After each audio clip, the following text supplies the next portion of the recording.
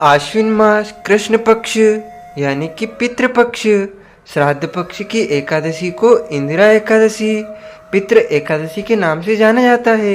इस बार एकादशी तिथि का प्रारंभ 27 सितंबर 2024 शुक्रवार को दोपहर 1:20 से हो जाएगा, जो कि 28 सितंबर 2024 शनिवार को दोपहर 2:20 पर एकादशी तिथि समाप्त हो जाएगी। अतः सूर्योदय व्यापिनी द्वादशी युक्त शुद्ध हरिवासर जो एकादशी रहेगी वो 28 सितंबर 2024 शनिवार के दिन रहेगी, लेकिन मध्याह्न व्यापिनी जो श्राद्ध की एकादशी रहेगी वह 27 सितंबर 2024 शुक्रवार के दिन रहेगी।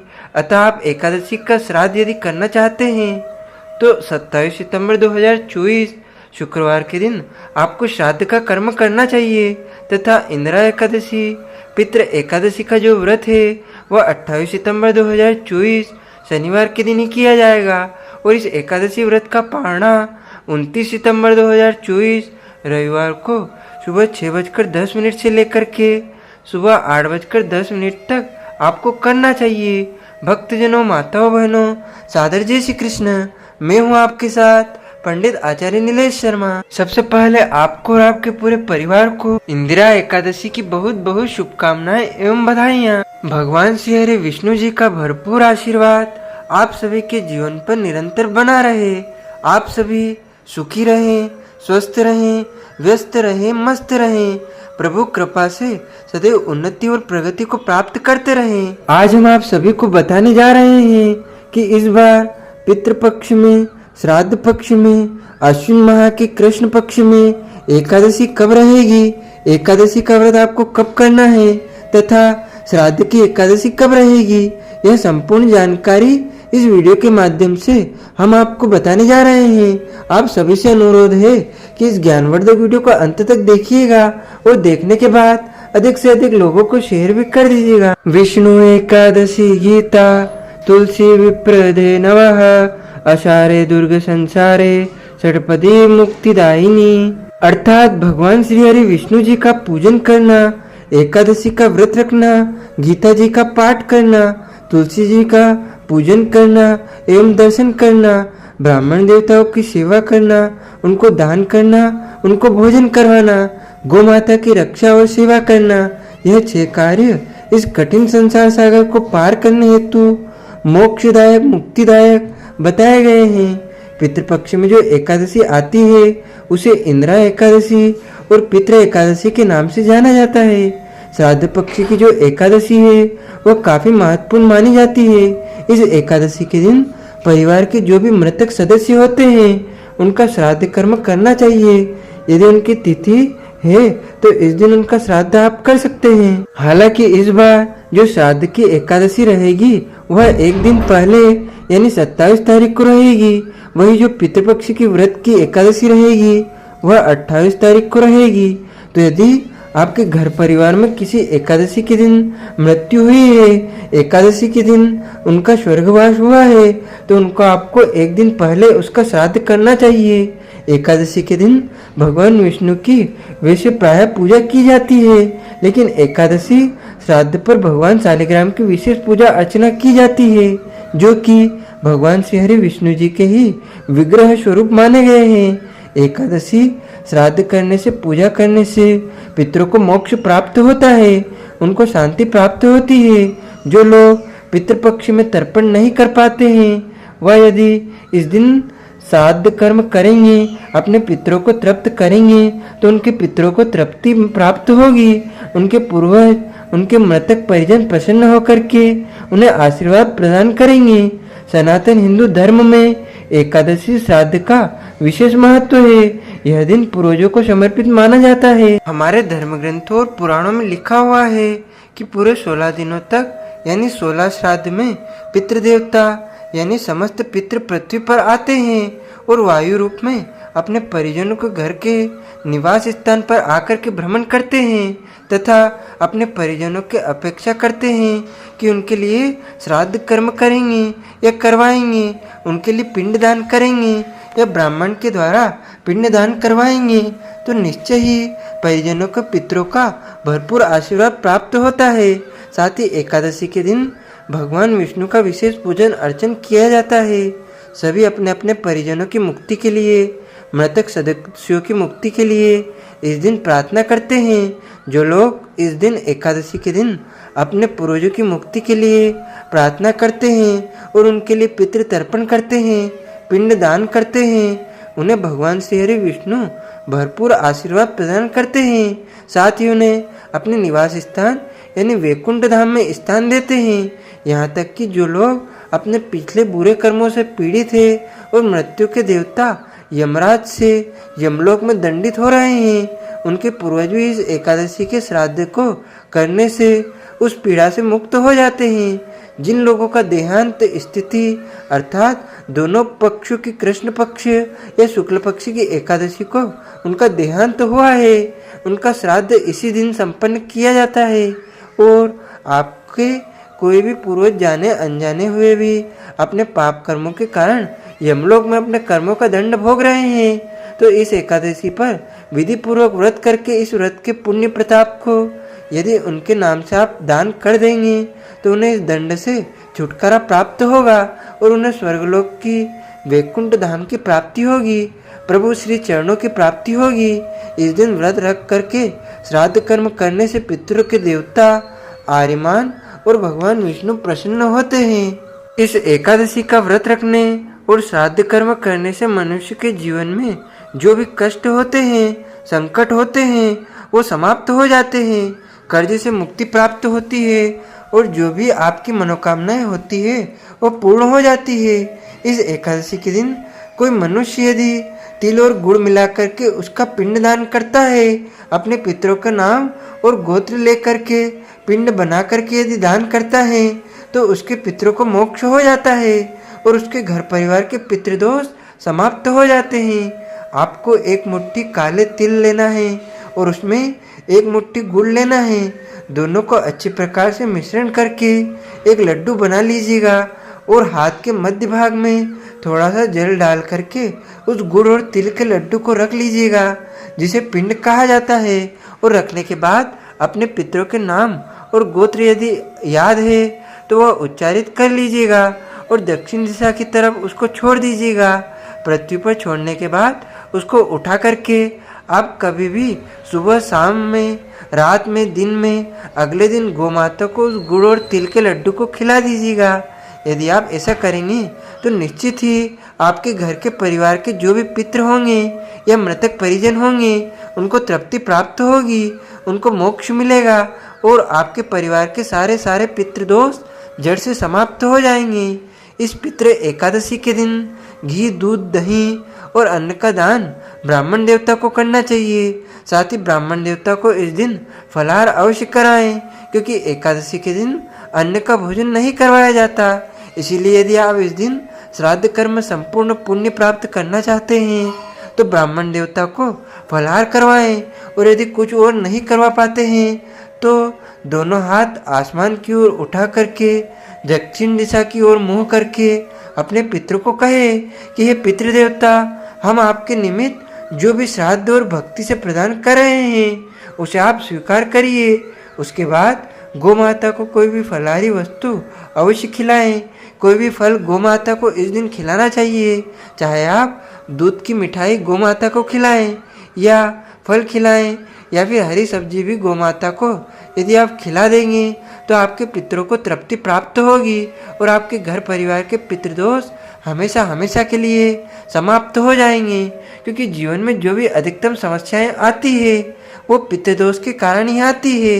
जैसे कि पितृदोष के कारण असमय पर यानी समय पर विवाह नहीं हो पाता है, शिक्षा प्राप्ति में रुकावटें आती हैं, अच्छी नौकरी नहीं मिल पाती है, विवाह नहीं हो पा रहा है और विवाह हो जाता है तो संतान की प्राप्ति नहीं हो पाती है।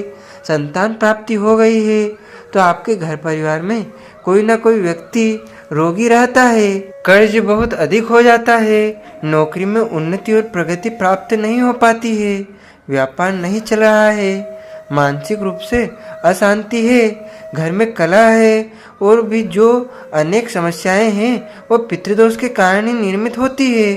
तो आप चाहें तो हमारे माध्यम से भी पितृदोष शांति पूजा अनुष्ठान संपन्न करवा सकते हैं। तो आप चाहें तो हमारे माध्यम से भी पितृदोष शांति पूजा का अनुष्ठान आप संपन्न करवा सकते हैं। वैसे तो पूरे वर्ष में 24 एकादशी आती है, लेकिन जिस साल अधिक मास या पुरुषोत्तम मास आता है उस साल इनकी 2 अधिक एकादशी होती है, यानी कुल मिलाकर उस साल 26 एकादशी आती है। प्रत्येक महीने में 2 बार एकादशी आती है, एक कृष्ण पक्ष में, दूसरी शुक्ल पक्ष में। दोनों ही एकादशियों का भिन्न भिन्न महत्व हमारे धर्म ग्रंथों तथा पुराणों में बताया हुआ है। एकादशी का व्रत भगवान श्री हरि लक्ष्मी नारायण जी का परम प्रिय व्रत है और एकादशी का व्रत करने से मनुष्य के कई जन्मों के पाप जड़ से नष्ट हो जाते हैं तथा उनके पुण्यों का उदय होता है। जब मनुष्य के जन्म जन्मांतर के पाप नष्ट हो जाते हैं तभी उन्हें सांसारिक एवं भौतिक सुखों की प्राप्ति होती है।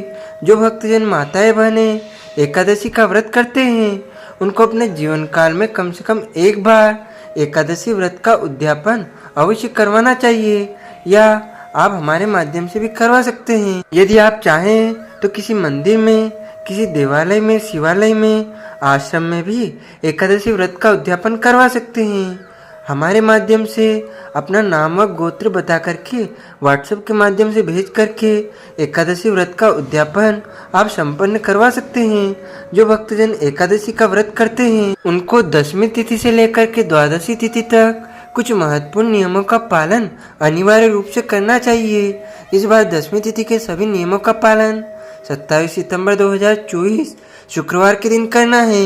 वहीं एकादशी का व्रत 28 सितंबर 2024 शनिवार के दिन रखना है और द्वादशी के नियमों का पालन 2 सितंबर 2024 रविवार के दिन करना है और इसी दिन आपको व्रत का पालना करना चाहिए। 10वीं तिथि के दिन एक समय शुद्ध एवं सात्विक भोजन करें तथा 10वीं के दिन चावल नहीं खाना चाहिए, शहद नहीं खाना चाहिए।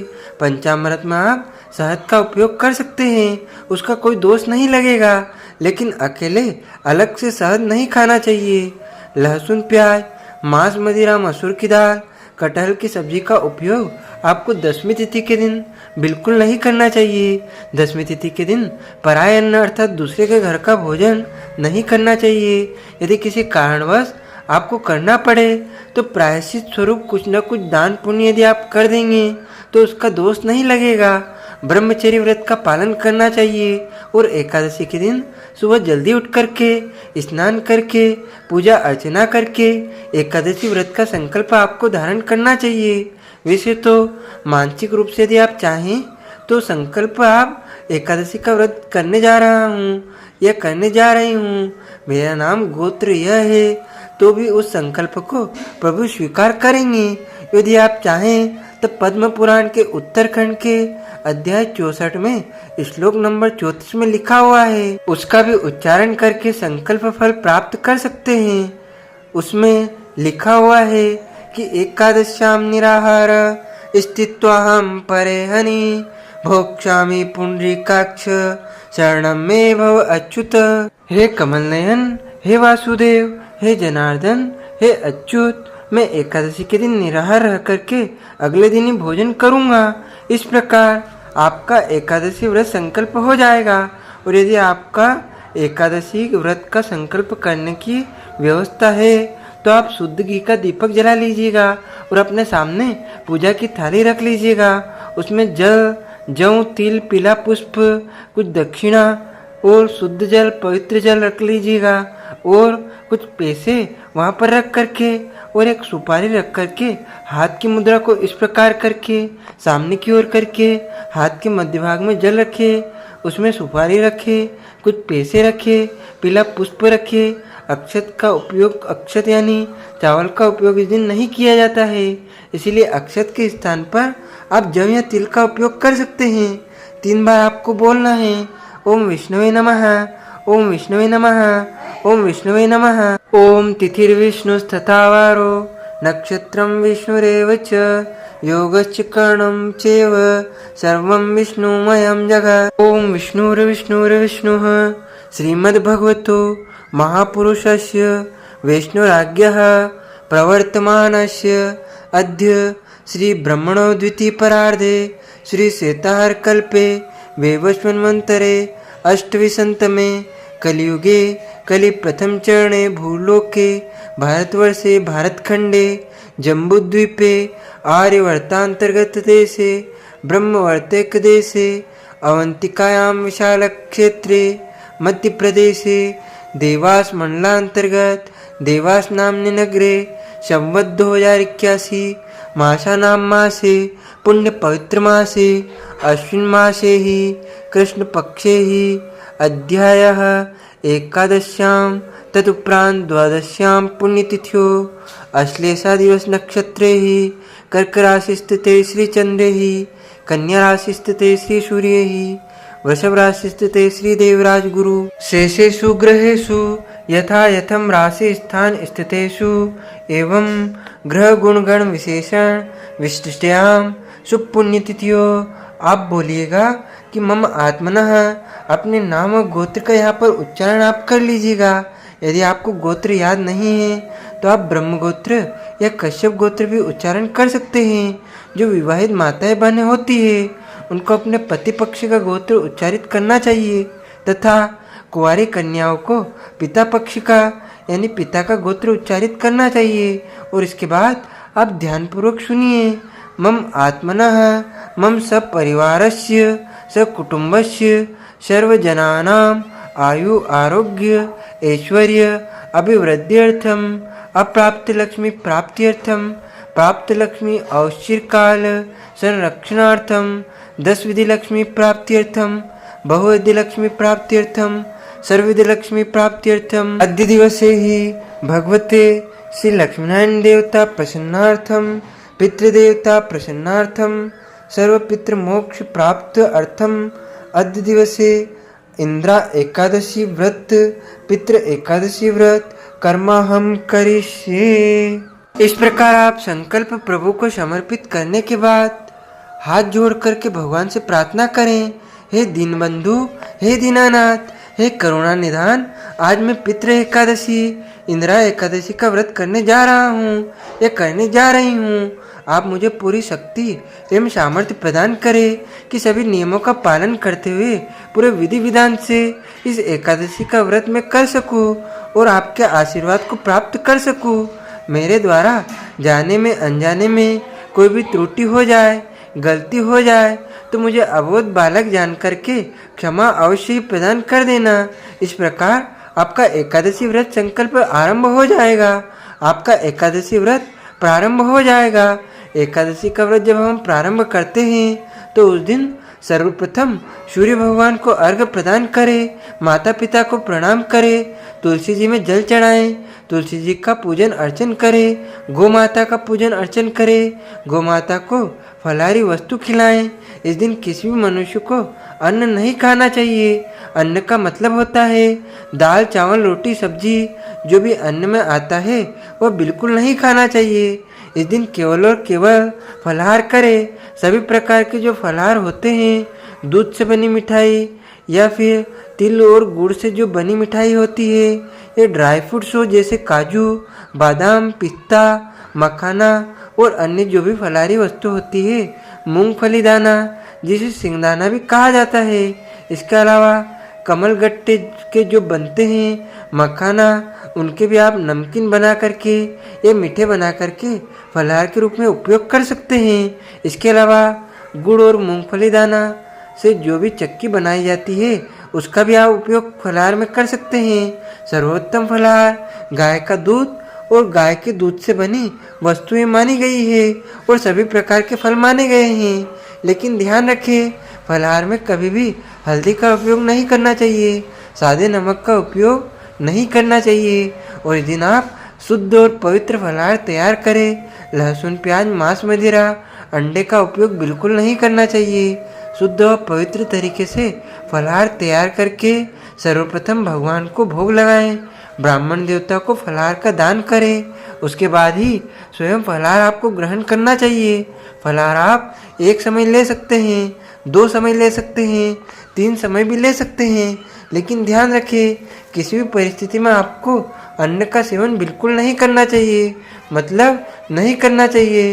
इस दिन एकादशी का व्रत सबको करना चाहिए। इस एकादशी के दिन आपको झूठ नहीं बोलना है, क्रोध नहीं करना है, मन को शांत रखना है, किसी प्रकार से किसी मनुष्य के प्रति ईर्ष्या का भाव ना रखे, लड़ाई झगड़ा एवं वाद विवाद बिल्कुल ना करें। ब्रह्मचर्य व्रत का पालन करना चाहिए। दाढ़ी कटिंग या शेविंग नहीं करवाएं, नाखून ना काटे, शरीर के अंग के कोई भी बाल काटना या कटवाना वर्जित माना गया है।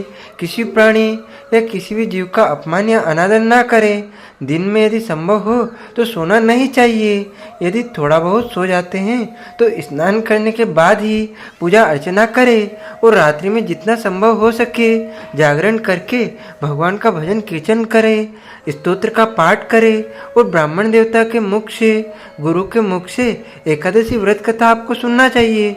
और कथा सुनने के बाद ब्राह्मण देवता को यथाशक्ति दक्षिणा अवश्य प्रदान करें, क्योंकि पितृ एकादशी है, इंद्रा एकादशी है, तो ब्राह्मण देवता को फलाहार करवाएं। ब्राह्मण देवता को वस्त्र दान करें। ब्राह्मण देवता को आप पात्र का दान करें। ब्राह्मण देवता को गोदान करें, क्योंकि पितरों के निमित्त इस दिन इस एकादशी पर आप जो दान कर सकते हैं वह अवश्य करें। जो वस्तु आप दान करेंगे वह सीधे सीधे आपके पितरों को, आपके पूर्वजों को प्राप्त होगा और आपके पितृ तृप्त हो जाएंगे। आपके घर परिवार के पितृदोष समाप्त हो जाएंगे। एकादश व्रत कथा हमेशा ब्राह्मण के मुख से सुनना चाहिए, क्योंकि ब्रह्मवाक्य जनार्दनम। जब आप ब्राह्मण देवता के मुखारविंद से कथा का श्रवण करते हैं तो आपको भगवान नारायण के मुखारविंद से, भगवान विष्णु जी के मुख से कथा सुनने का पुण्य फल प्राप्त होता है। इसलिए ब्राह्मण देवता के श्री मुखारविंद से ही कथा सुनना चाहिए। इस बार अश्विन मास के कृष्ण पक्ष की एकादशी को इंद्रा एकादशी, पितृ एकादशी के नाम से जाना जाएगा। एकादशी तिथि का प्रारंभ 27 सितंबर 2024 शुक्रवार को दोपहर 1:20 से हो जाएगा, जो कि 28 सितंबर 2024 शनिवार को दोपहर 2:20 पर एकादशी तिथि समाप्त हो जाएगी। सूर्योदय व्यापिनी द्वादशी युक्त शुद्ध हरिवासर जो एकादशी है वह 28 सितंबर 2024 के दिन रहेगी, लेकिन मध्याह्न व्यापिनी एकादशी 27 सितंबर 2024 शुक्रवार के दिन होने से एकादशी का श्राद्ध 27 सितंबर को होगा और इंद्रा एकादशी का व्रत 28 सितंबर 2024 शनिवार के दिन किया जाएगा। तथा इस एकादशी का व्रत का पारणा यानी व्रत खोलने का जो समय है वो 29 सितंबर 2024 रविवार को सुबह 6:10 से लेकर के 8:10 तक का रहेगा। एकादशी तिथि चाहे समाप्त हो जाए या फिर एकादशी तिथि का आपको व्रत नहीं खोलना चाहिए, यानी व्रत का पालना नहीं करना चाहिए। व्रत का पालना हमेशा अगले दिन यानी सूर्योदय होने के बाद ही करना चाहिए। आपने यहाँ का जो सूर्योदय होता है उस समय से लेकर के 2 घंटे के बीच में आपका पालना कर सकते हैं। यदि किसी कारणवश आप पालना करने में सुबह के समय असमर्थ हैं तो आप उसके बाद दोपहर 12 बजे के पहले पहले ही व्रत का पालना कर सकते हैं। लेकिन आप चाहें तो दोपहर के समय छोड़ करके यानी दोपहर 12 से 3 का समय छोड़ करके शाम को 3 से लेकर के 6 के बीच में भी व्रत का पालना कर सकते हैं। जिस दिन व्रत का पालना करते हैं उस दिन यदि आप अपने पितरों को एकादशी व्रत का पुण्य प्रदान करना चाहते हैं तो हाथ जोड़ करके हाथ में जल लेकर के कहें कि मैंने जो एकादशी व्रत किया है, इंद्रा एकादशी, पितृ एकादशी का व्रत किया है, उसका संपूर्ण पुण्य फल मैं अपने पितरों को प्रदान करना चाहता हूँ। उनका नाम व गोत्र बोल करके आपको जल दक्षिण दिशा में छोड़ देना चाहिए। एकादशी व्रत जब हम पालना करते हैं तो उस दिन ब्राह्मण को भोजन करवाना बहुत आवश्यक होता है। तो आप यदि संभव हो तो ब्राह्मण देवता को अपने घर बुला करके अच्छे प्रकार से शुद्ध और पवित्र भोजन तैयार करके उनको भोजन करवाएं। और यदि घर बुला करके भोजन नहीं करवा पाते हैं तो आप ब्राह्मण देवता को आटा, दाल, चावल और घी तथा दूध, दही इत्यादि वस्तु का दान करें। और वस्तु भी आप दान नहीं कर पाते हैं तो ब्राह्मण भोजन के लिए नगद धनराशि यदि आप ब्राह्मण देवता को प्रदान कर देंगे तो आप निश्चय ही आपको एकादशी का पारणा करने का, ब्राह्मण भोजन करवाने का संपूर्ण पुण्यफल अवश्य ही प्राप्त हो सकेगा, क्योंकि यह पितृ एकादशी है, इंदिरा एकादशी है और इसमें तो आपको ब्राह्मण देवता को फलाहार भी करवाना है और ब्राह्मण भोजन भी करवाना है, क्योंकि जो जो भी आप कर्म करेंगे वो सीधा सीधा आपके पितरों को प्राप्त होगा और जब पितरों को प्राप्त होगा तो उनको तृप्ति मिलेगी और उनको तृप्ति जब मिलेगी तो आपके घर परिवार के पितृदोष समाप्त हो जाएंगे। कि पितृदेवता आपसे अपेक्षा करते हैं कि हमारे परिजन हमारे लिए तर्पण करेंगे, पिंडदान करेंगे, श्राद्ध कर्म करेंगे, ब्राह्मण भोजन करवाएंगे, चींटियों को आटे की गोलियां डालेंगे, गौ माता को भोजन करवाएंगे, गोग्रास डालेंगे और याचक या भिखारी को भोजन का दान कराएंगे। इस प्रकार पितृ आपसे यह अपेक्षा करते हैं। लेकिन यदि आप पितरों को तृप्त नहीं कर पाते हैं तो पितरों को आप जो है रुष्ट कर लेंगे, नाराज कर लेंगे और जब पितर आपके तृप्त नहीं होंगे, नाराज होंगे तो आपको आशीर्वाद के स्थान पर श्राप देकर के चले जाएंगे। इसीलिए यदि आपको पितृ को तृप्त करना है तो यदि आपने इस दिन कुछ नहीं किया है तो पितृपक्ष में कुछ न कुछ आपको करना चाहिए। तो इस एकादशी के दिन आपको पुण्य अवश्य ही प्राप्त करना चाहिए। तो यदि आप चाहें तो आप पितृ एकादशी, इंद्र एकादशी के निमित्त हमारे माध्यम से भी आप पितृदोष शांति पूजा अनुष्ठान संपन्न करवाना चाहते हैं तो भक्तजनों, माता बहनों, यदि आप पितृ एकादशी, इंदिरा एकादशी पर कोई भी पूजा पाठ अनुष्ठान पितृदोष शांति करवाना चाहते हैं तो आप अपना नाम व गोत्र हमें व्हाट्सएप के माध्यम से भेजें तथा नगद धनराशि फोन पे QR कोड के माध्यम से पहुंचाकर पितृदोष शांति कर्म एकादशी संपूर्ण पुण्य फल आप प्राप्त कर सकते हैं। आप सभी को सादर जय श्री कृष्ण, सादर धन्यवाद। जय श्री राम।